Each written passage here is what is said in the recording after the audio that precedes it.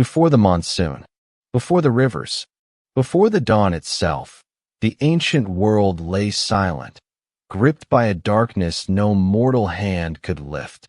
This is the oldest story ever told. In the sacred verses of the Rigveda, composed between 1500 and 1200 BCE in the northwestern Indian subcontinent, the cosmos itself was held hostage, not by war, but by stagnation. The land was sterile.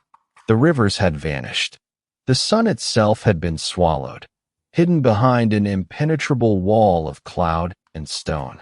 Life on earth was dying. His name was Vritra, from the Sanskrit root Vr, to cover, to envelop, to obstruct.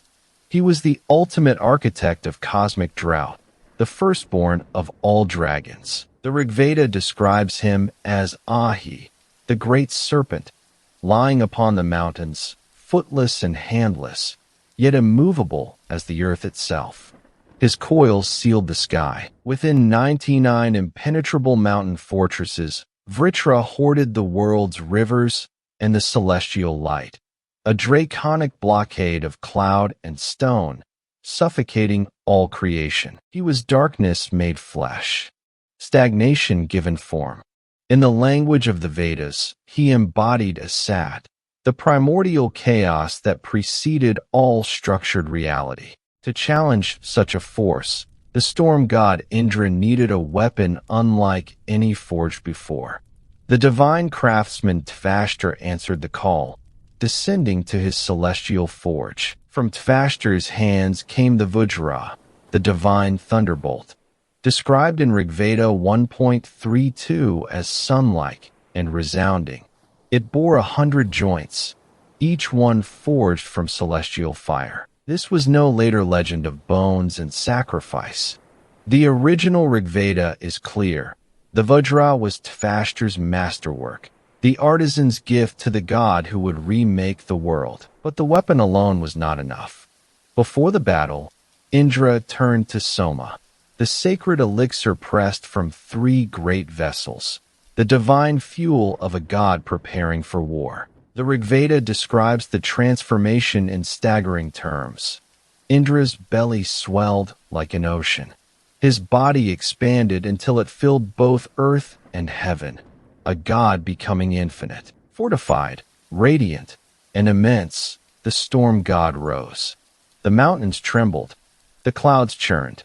Indra, armed with the Vajra and burning with Soma's fire, descended toward the dragon. Mandala 1. Hymn 32 of the Rigveda opens with 3 words that shook the ancient world. Ahana, he slew the serpent. A phrase that would echo 11 times across the sacred text. The Vajra struck. Mountain fortresses shattered like clay. 99 strongholds crumbled as Indra's thunderbolt cleaved through stone and serpent coil with the fury of a summer storm. Vritra's mother, Danu, fell alongside her son. The dragon's vast body, severed and emasculated, lay across the earth, compared by the Rigveda to felled trunks of great trees. Verse 4 of the hymn declares it plainly. Then, producing the sun, the sky, the dawn, thou foundest not one foe to stand against thee. The cosmos had been remade. The Sanskrit verse rings eternal. Athasraya Janayan Dayam Yuzam. He produced the sun, the sky, the dawn. 3 gifts, restored in a single thunderclap. Scholars call this the ultimate demiurgic act, not creation from nothing, but the violent transition from Asat, primordial chaos, to Sat, structured reality, cosmic order, life itself. The 7 rivers, the Sapta Sindhu, burst free.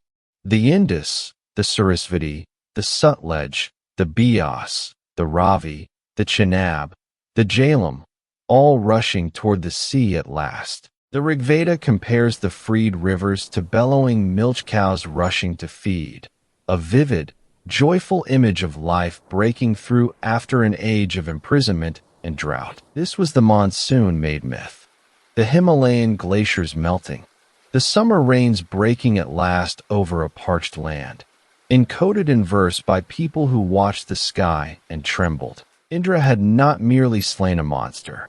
He had propped up the sky, established the rivers, restored the sun, defining the very boundaries of the universe as the Vedic world knew it. 3,000 years later, the hymn of Hirayaspa Jarasa still resonates.